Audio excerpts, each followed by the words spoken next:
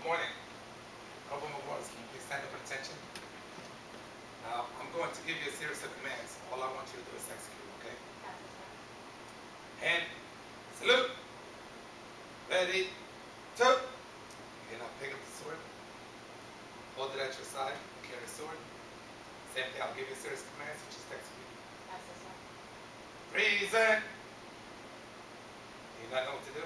No, sir. I do not. Very well. Please pass the sword up and have a seat. Now, I'm not trying to embarrass Corporal McWaters here. By no means is that my intention.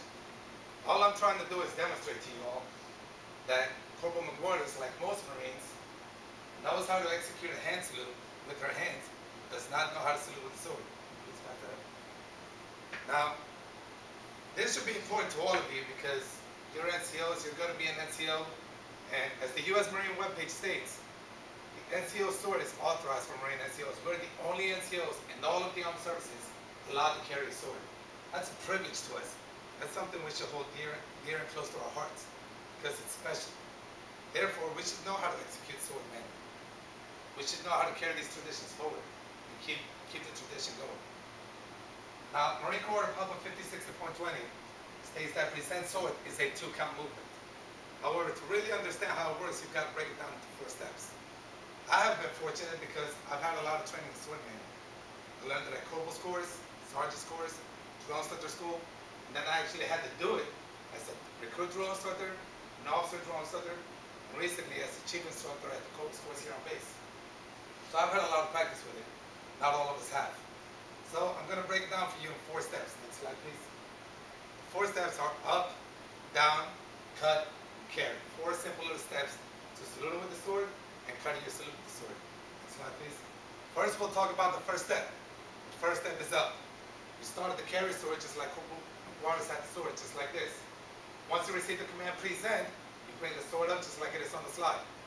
You will have your thumb on the left side of the grips, fingers wrapped around, forearm up against the body, wrist slightly bent, hand level with approximately 6 inches from the neck, just like this. The edge to the left, and the sword at approximately 30-degree angle. Once you've completed this, the first count is over, and we can move on to the second step. Next one, please. The second step is down, nice and easy. From here, all you're going to do is bring the sword down nice and smooth. Once you bring it down, the thumb stays on the same side, fingers still wrapped around, edge to the left, knuckle boys to the left, and now it is up against your trouser seams. And you want the tip of the sword approximately 3 inches from the deck. Not touching the deck, not way up here, approximately 3 inches from the deck.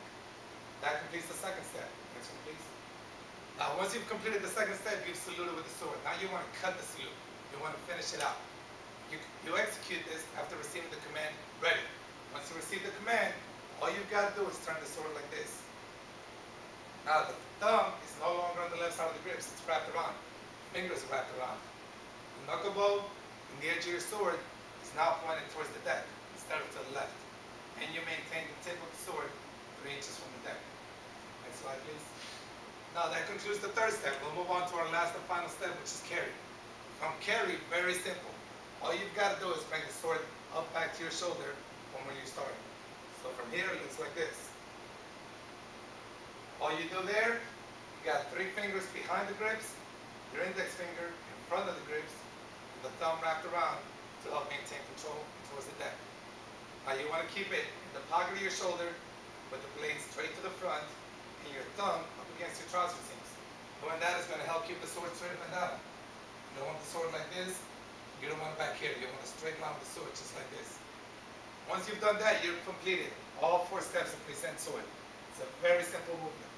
Now let's review. Next one, please. There's 4 steps. Up, down, cut, and carry. As you execute them, it should look like this. Up, down, cut, carry. 4 simple little steps. Now, I want you to just picture yourself for a second. You're outside with the platoon of Marines and you're marching them around. Nice big cadence. Not only are you marching them around, but you've got a sword in your hand. You know how to actually use it. You know how to move with it. Anytime an officer walks by or you report to an officer, you execute that present sword the right way. You're carrying the tradition forward and you're setting the example for your young Marines to follow. Just think about the power that the that's going to give you, how it's going to make you feel, and how it's going to make you look to everybody else. Very powerful thing. Next slide, please. Now, this is just one movement of sword bending. If you have any questions about how to execute this movement, or any other movement, either with the sword or without the sword, just refer to Marine Corps and Papa 56 to 120.